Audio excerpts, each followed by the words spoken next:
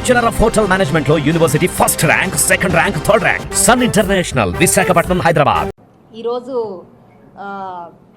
1,75,000 నా తొలి వేతనాన్ని నేను అందుకున్నాను.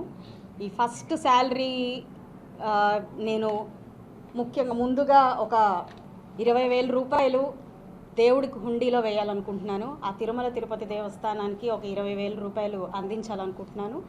అదేవిధంగా నాకు ఈ జన్మనిచ్చిన నా తల్లిదండ్రుల పేరు మీదుగా ఒక 25,000 రూపాయలు అక్షయ పాత్ర వారికి, అన్నా క్యాంటీన్లకి భోజనాన్ని సరఫరా చేయబోతున్న అక్షయ పాత్ర వారికి ఒక 25,000 ప్రకటిస్తున్నాను.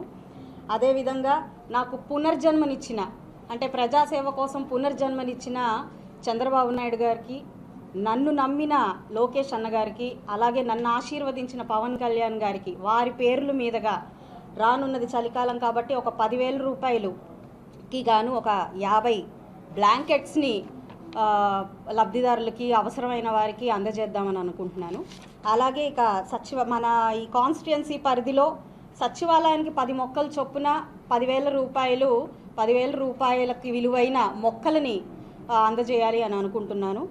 అలాగే 1,00,000 రూపాయలు, అంటే అందులో 50,000 రూపాయలు పేద కార్యకర్తలకు, ఇప్పటిదాకా ఈ 5 ఏళ్లుగా ఎన్నో ఒడిదుడుకులను ఎదుర్కొన్న పేద కార్యకర్తలకు, అందరికీ కాకపోయినా నా వంతుగా ఈ ఒక్క నెల ఫస్ట్ జీతంగా ఇప్పటికే గుర్తించిన ఒక 10 మందికి, అందులో 5 టీడీపీ వారికి, ఒక 3 జనసేన వారికి, అలాగే 2 బీజేపీ వారికి, మొత్తంగా ఒక 10 మంది కార్యకర్తలకి 5,000 రూపాయల చొప్పున అందించాలి అని అనుకున్నాను.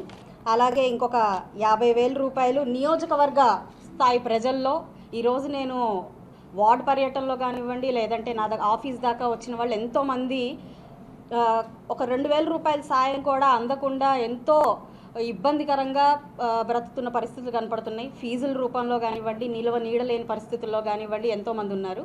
అలాంటి వారిని ఒక 5గురిని గుర్తించి ఇప్పటికే వారి పేర్లను మేము నమోదు చేసుకున్నాము. ఆ 5గురికి మనిషికి 10,000 చొప్పున 50,000 రూపాయలు అందించాలనుకున్నాను.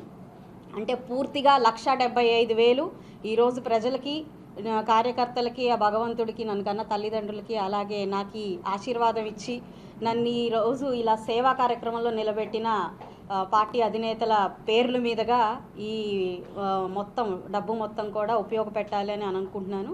దీనికి అందరూ సహాయ సహకారాలు అందించాల్సిందిగా ప్రతి ఒక్కరిని పేరున కోరుకుంటూ, మీడియా వారికి మరొకసారి ప్రత్యేకమైన ధన్యవాదాలు చెప్తూ సెలవు తీసుకుంటున్నాను.